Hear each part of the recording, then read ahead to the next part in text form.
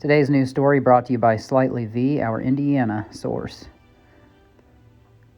Over here in Parkersburg, in our neck of the woods, we've been wondering what's been found on our part of the Ohio River between Gretchen Fleming and a deer, as officials put it out.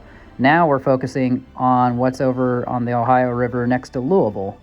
And more on Ohio, if you want corruption of wrecked hazardous materials, you'll find it here. And here is a map of the island, so you can see Sand Island, Lewis and Clark Island. This is where the barges wrecked. There were a total of 11 on a tugboat, and 10 of them actually became detached, with 4 initially getting stuck up in these dam areas.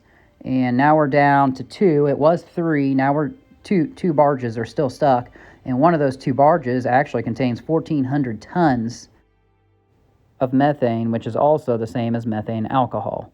Now, 1,400 tons equates to 2.8 million pounds, and when that leaks, it could become an explosion hazard in water and air. Sometimes in water, you'll get methane running off in your sewers, and air, when the vapor mixes with air, then that's an explosion hazard as well. They're saying there's 0 chance of it. It's not leaked at all whatsoever. They're testing for it, and they'll continue to do so. But we also heard that in East Palestine, too, when people got sick. Now, they are confirming that the bottom of the hulls on a couple of these barges are damaged. After 8 train derailments in the last 2 months and now this, you can't trust anything anymore. The last Wednesday, something that slipped under our radar, you're looking at the map, East Palestine's at the top, Follansbee is at the bottom there in West Virginia.